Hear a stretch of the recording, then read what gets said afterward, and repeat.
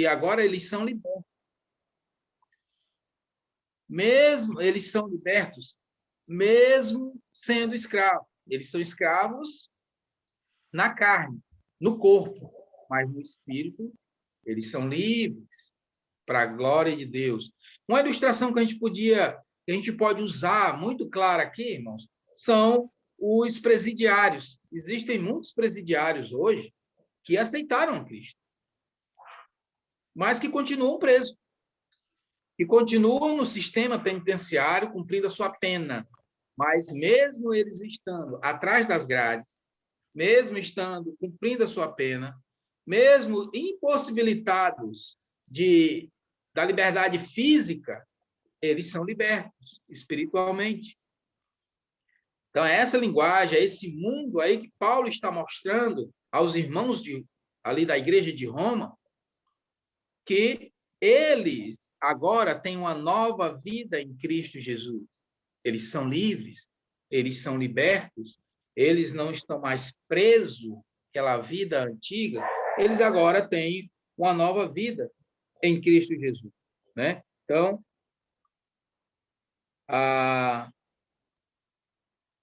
nós vimos que o pecado e a lei, eles andam juntos, porque só há pecado com a transgressão da lei, né? A quebra da lei. Então, nós estamos debaixo da graça de Deus, então nós estamos livres, nós estamos cobertos pela graça, pela bondade do Senhor em nossas vidas.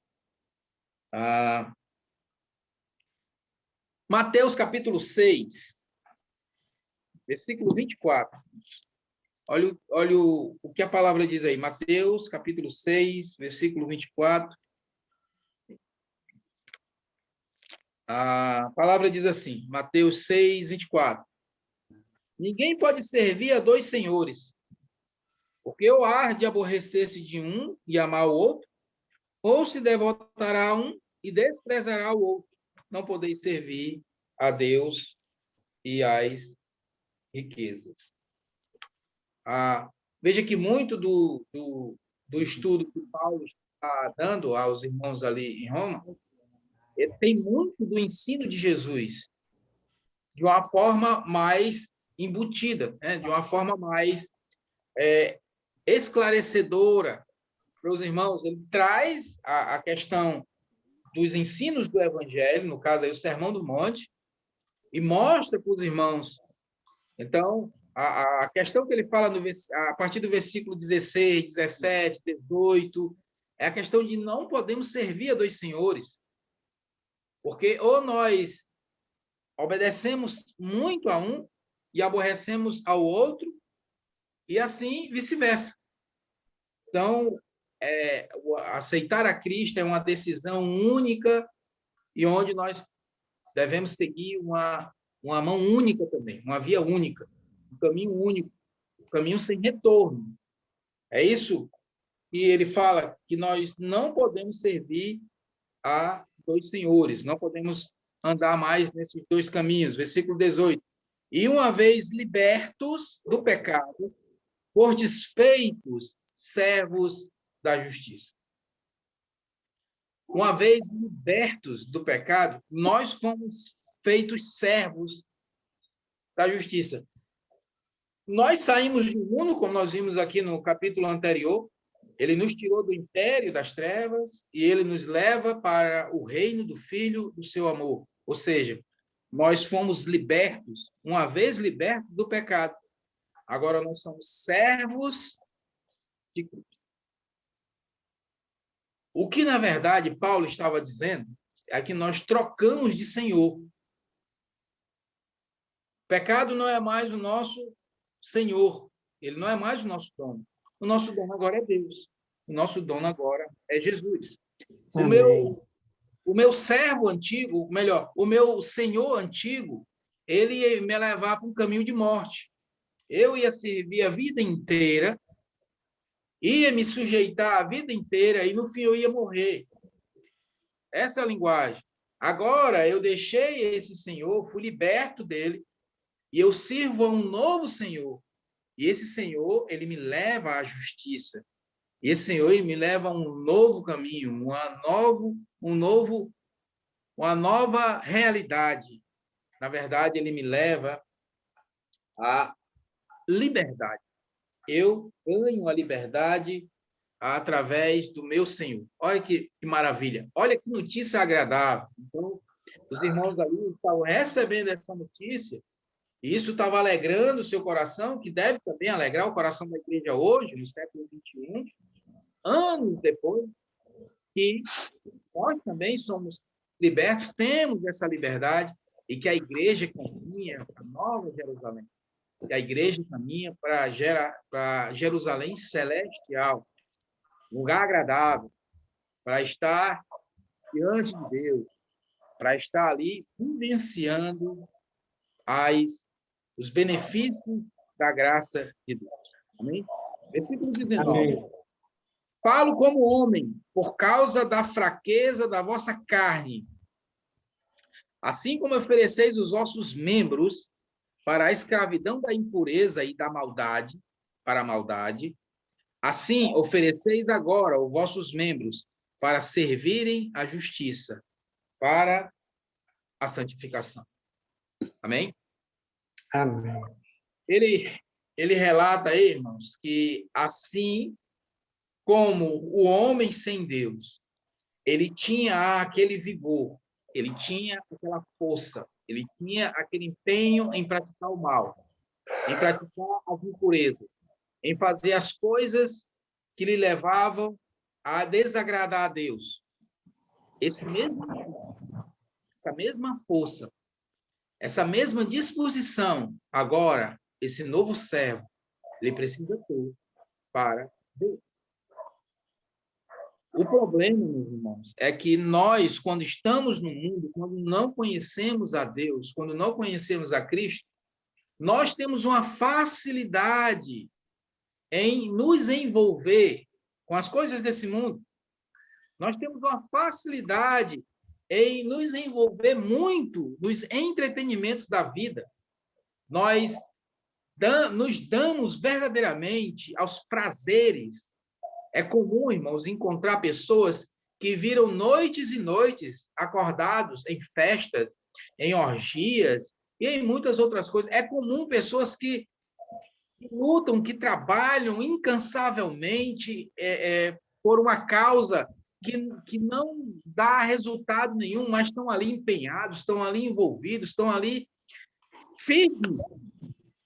E tudo isso, muitas vezes, quando essa pessoa aceita Cristo, ela não tem essa mesma disposição, ela não tem esse mesmo empenho, ela não tem essa mesma ousadia que nós temos quando nós não aceitamos a Cristo. Ou seja, que as nossas vontades e que a nossa disposição e que a nossa força não é a mesma quando nós não éramos cristãos. E que a nossa carne pendia pelas coisas do mundo, nós não temos essa mesma disposição. Nós não temos essa mesma ousadia. E é o que Paulo está dizendo aqui para os irmãos da igreja de Roma, é o que o que a palavra está dizendo para nós hoje. Hoje, dizendo que, versículo 19, falo como homem, por causa da fraqueza da vossa carne, assim como ofereceste os vossos membros para a escravidão da impureza e da maldade para a maldade, assim oferecei agora, nesse momento, os vossos membros para servirem à justiça, para a santificação. E é algo que nós precisamos trabalhar, é algo que precisamos rever em nossas vidas. É o nosso empenho, é o nosso trabalho, é o nosso esforço em relação à obra de Deus, em relação ao reino de Deus, que nós estávamos falando domingo, a pregação de domingo, o caso de Timóteo, um homem que tinha disposição para servir, alguém que era disposto a cumprir o ID do Senhor, a investir no reino de Deus, alguém que não estava interessado nos seus próprios méritos, que não estava interessado em se estabelecer, alguém que não estava interessado em se promover, alguém que tinha como promoção o reino de Deus. E é o que Paulo fala para a igreja, é o que a igreja fala hoje, que Paulo fala hoje para nós, como servos e servas do Senhor. E assim como nós andávamos antes, nosso empenho hoje ele deve ser dobrado, ele deve ser maior. Porque no capítulo 5, no versículo 20, ele diz que onde abundou um pecado, superabundou a graça de Deus. Então, essa superabundância deve vir dobrada sobre nossas vidas, no sentido de reforçar, de querermos trabalhar, de querermos investir, de querermos ir com mais ímpeto, com mais força para fazer a obra de Deus, para fazer o trabalho de Deus, para estarmos aí investindo com força na graça do Senhor, na bênção. Né? E o versículo 20, ele vai dizer aí, porque quando eras escravo do pecado, estavas isento em relação à justiça. Quando nós éramos escravos, então, a gente não tinha nada ligado à justiça. O escravo, ele não está ligado a nada. O escravo ele só tem que trabalhar, trabalhar e trabalhar. Ele só tem que obedecer o seu senhor. Ele só tem que obedecer àquele que está mandando ele fazer as coisas. Mas esse nosso novo Senhor é diferente. Ele nos leva para a justiça. Agora, nós temos uma responsabilidade. Nós temos uma obrigação. Nós não somos só mandados para o campo de trabalho. Não é passado para nós só apenas tarefas para ser desenvolvidas. Não são ordens só que são mandadas para nós. Não. Esse novo Senhor que nós temos, ele nos trata de uma forma diferente. Ele nos trata de um modo bem amoroso. E ele nos dá, em troca disso, toda a justiça necessária. Nós somos amparados pela justiça. Portanto, nós temos responsabilidades, nós temos direitos, não só deveres. Essa é a grande diferença entre o escravo e o livre. Né? Nós somos escravos, mas somos livres em Cristo Jesus. Amém, irmãos? Até aí tudo tranquilo, tudo bem? Vamos dar continuidade ao nosso estudo. Vamos para o versículo 21. Olha o que ele fala no versículo 21. Naquele tempo, que resultado colhestes? Agora ele faz uma pergunta muito sincera e direta.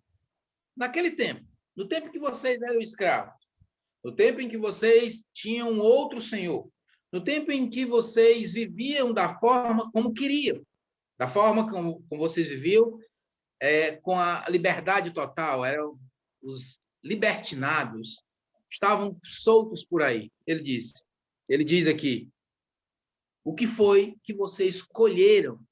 Qual foram os frutos que vocês colheram de tudo isso? O que ficou de tudo isso? E a resposta que ele dá é essa. Somente as coisas de que agora vos envergonhai, porque o fim delas é a morte. E é interessante, como eu já falei em outro momento, quando nós contamos o nosso testemunho, não é para nos engrandecer, não é para nos alegrar, mas quando nós contamos o nosso testemunho de quando nós não conhecemos a Cristo, era para ser contado com choro, porque nós estamos falando de uma vida pregressa, nós estamos falando de uma vida sem Cristo, nós estamos falando de uma vida em que eu vivia por minha própria conta e o fim dessa vida era a morte. O fruto que eu estava colhendo, as coisas que eu estava juntando, na verdade, estavam prejudicando a minha vida, tanto a vida espiritual, como a minha vida física, como em todos os sentidos. Nem muito bom estava sendo colhido enquanto eu não conhecia a Cristo, enquanto eu não conhecia a palavra. O que foi que eu colhi? Nada que, na verdade, pudesse se aproveitar. Vamos olhar aqui Gálatas, capítulo 6. Gálatas, capítulo 6, versos 7 e 8. A palavra diz assim, não vos enganeis, de Deus não se zomba. Pois aquilo que o homem semear, isso também ceifará. Porque o que semeia para a sua própria carne, da carne colherá a corrupção. Mas o que semeia para o Espírito, do Espírito colherá a vida eterna. Amém? Então, nós Amém. vamos ver que é comum o apóstolo Paulo usar essas expressões de liberdade, de escravidão, de colheita, de fruto nas suas cartas. Porque os escravos, eles faziam isso. Eles plantavam, eles colhiam, eles eram escravos, eles eram libertos, muitos eram libertos. Então, era uma linguagem comum em que eles estavam acostumados. Então, aqui no versículo 21, ele deixa claro que os frutos que estávamos colhendo não era nada que se aproveitasse. Que proveito vocês têm? Só coisas que nos envergonham. Só coisas que nos deixam de cabeça baixa. São coisas que nos deixam tristes, que não alegram o nosso coração. Antes, havia uma alegria. Antes, nós praticávamos e nos sentíamos bem. Por quê? Porque nós não conhecíamos a verdade. Mas agora, ele diz, vocês escolheram antes, isso não proveito. Não deu para se aproveitar nada do que vocês escolheram. São as coisas que agora vocês venham a se envergonhar. Versículo 22. Naquele tempo, ou melhor, agora, porém, libertos do pecado, transformados em servos de Deus. Olha que palavra interessante, irmãos. Ele vai falar a mesma coisa do versículo 18, capítulo 6. Agora, libertos. Não só libertos, mas transformados. Nós fomos libertos e transformados. E, irmão, já falamos aqui que concentrava o maior número de escravos. Por quê? Escravos não eram apenas os que eram pobres. Existiam os escravos também da classe média. Tem alguém com o microfone ligado e está dando interferência. Então, tinham escravos da classe média, irmãos. Pessoas que perderam seus bens na guerra, pessoas que perderam seus títulos, médicos, fazendeiros, pessoas de posse, senhores de escravo. Muitas dessas pessoas, elas perderam as suas posições e vieram a se tornar escravos. Mas muitas delas depois conseguiram a sua liberdade. Lá em Atos, no capítulo 6, no versículo 9, nós vamos encontrar que existia uma sinagoga chamada dos libertos. Ou seja, eram aqueles que foram libertos, né, que já eram livres, e eles frequentavam essa sinagoga. Eram pessoas libertas, eram judeus libertos, que antes eram escravos. E eles eles abriram essa sinagoga, né? Atos capítulo 6, versículo 9, diz que tinha essa sinagoga dos libertos, aqueles que ganharam a sua liberdade. Então, a palavra diz aqui, Paulo chama a atenção no versículo 22, ele diz, agora, porém, libertos e transformados, ou seja, uma vida que ficou para trás, a vida de escravo, que vocês viviam antes, agora ganharam a liberdade. Agora são homens livres, homens e mulheres livres. Não apenas livres, mas agora transformados, mudados. E essa palavra também, transformados, que significa mudar de forma, né? Transformar, mudar de forma, nós encontramos também muitas vezes nas cartas de Paulo, e está lá em Romanos capítulo 12, que nós ainda vamos chegar lá, né? Ele diz, transformai-vos pela renovação da vossa mente, ali em Romanos 12, versículo 2, transformai-vos pela renovação da vossa mente. Então, essa palavra transformar nós vamos encontrar também muitas vezes, porque nós passamos pela transformação, uma vida mudada, transformada pelo poder da palavra, não só libertos, mas transformados. Então, ele diz,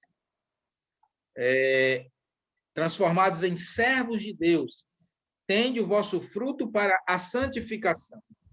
Antes, nós não colhemos nenhum fruto, ou melhor, os frutos que nós colhemos eram para a nossa vergonha.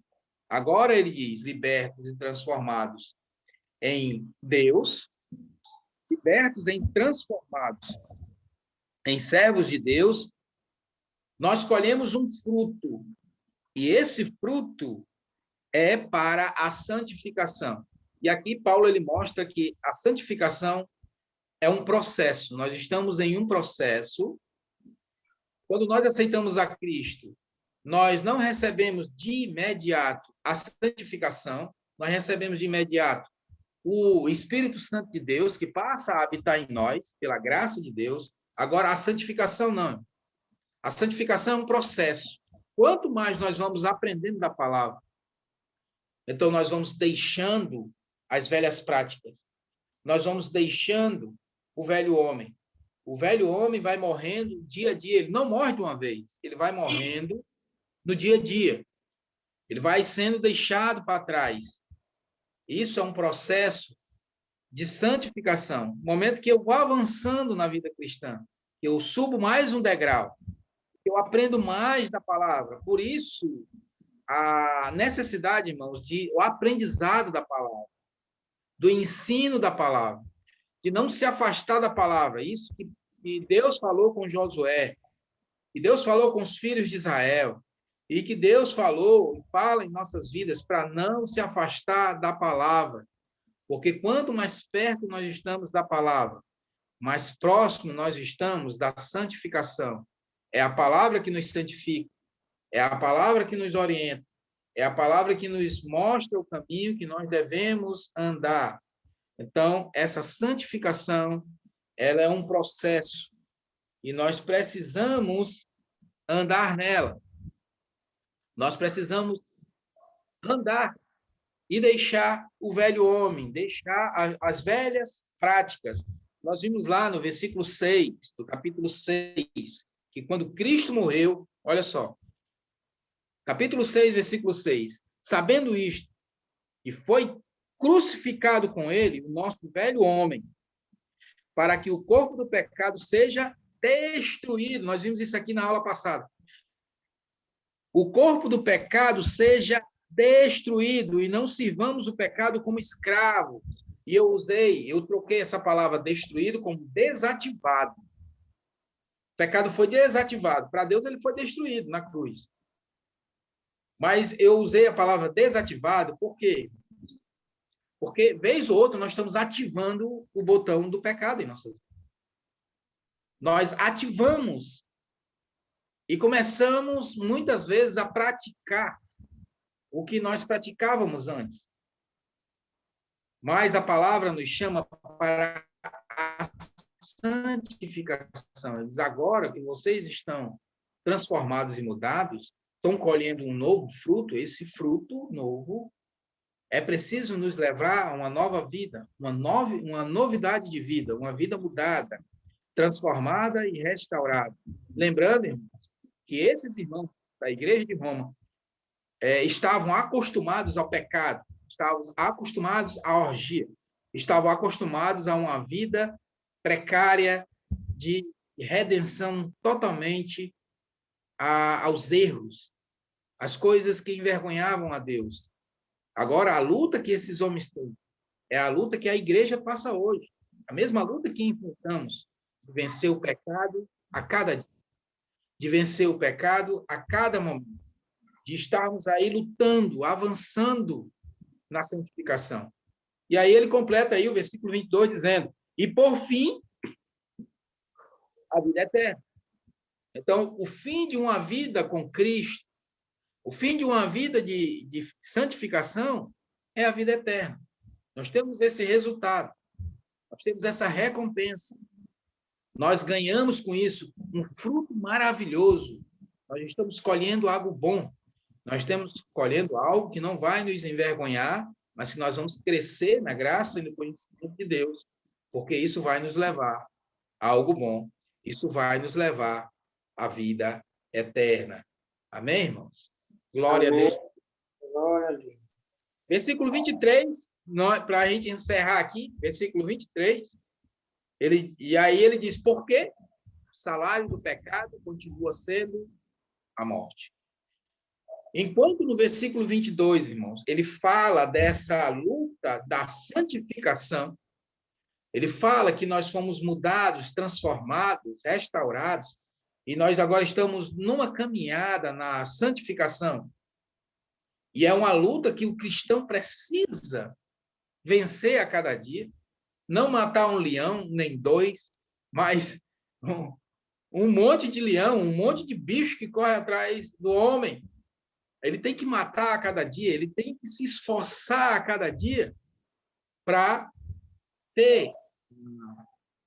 chegar no final, né? Para não se deixar ser vencido pelo mal, para não se deixar ser vencido pelo velho homem. O velho homem precisa ser crucificado todos os dias, porque se alguém quer ganhar alguma coisa sem fazer nada, é o inferno. Se alguém quer ganhar alguma coisa sem esforço nenhum, é o inferno. Se alguém almeja e não ir para o céu, então é só viver a vida da forma como está vivendo. É só continuar as mesmas práticas sem esforço nenhum. É só deixar, como diz aquele cantor lá, né? Deixa a vida me levar, a vida leva eu. Então, vai levando aí, vai de encontro ao vento, vai aí, como folha solta no ar. Mas aqueles que verdadeiramente querem uma vida com Cristo, irmãos, é uma luta constante. Eu quero que você olhe aí em Mateus capítulo 11, versículo 12, Jesus falando acerca do reino de Deus. Mateus capítulo 11, versículo 12, ele disse assim, desde os dias de João Batista até agora, o reino dos céus é tomado por esforço, e os que se esforçam se apoderam dele. Amém? Amém. Até João Batista, de João Batista até agora, há uma luta. Nós vivemos uma luta constante. Nós vivemos uma luta incessante contra o velho homem, contra as obras da carne, contra tudo aquilo que está ao nosso redor, contra as forças espirituais do mal. Para vencer tudo isso, nós precisamos apenas, irmãos, fazer o que está aí no final do versículo 23, quando ele diz, o dom gratuito de Deus é a vida eterna em Cristo Jesus, nosso Senhor. Amém? É um presente. Deus, ele nos dá um presente, é um dom gratuito. É algo que ele oferece todos os dias, é algo que ele dá para nossas vidas. Paulo estava falando isso para a igreja, ali em Roma, para aqueles irmãos, e dizendo, Deus está oferecendo um presente para vocês. Deus está dando presente para cada um de vocês. Esse presente é o dom gratuito de Deus, é a vida eterna. É algo que nós podemos desfrutar, é algo que nós podemos vivenciar a cada dia. A graça do Senhor sobre nossas vidas, a graça de Deus sobre nossas vidas, o dom gratuito de Deus, ele distribui, ele continua distribuindo, ele continua dando a cada um que quer, a cada um que quer receber. Como ele diz em Isaías, quem quiser, receba de graça a água da vida. Vinde e bebei, vinde todos e comei e bebei de graça. Deus está aqui para nos abençoar. Deus está aqui para derramar da sua graça, da sua bondade, da sua misericórdia. Esse dom gratuito, ele continua a oferecer ainda hoje, não só para mim e para você, mas a todos aqueles que queiram receber esse presente gratuito. Amém? Então, espero que mais um tempo que nós tivemos da palavra do Senhor, concluindo aí Romanos capítulo 6, espero que seja de grande benefício para a sua vida. Para a minha vida tem sido uma bênção, como continuo a dizer. Que a graça do Senhor esteja com todos. Em nome de Jesus. Amém?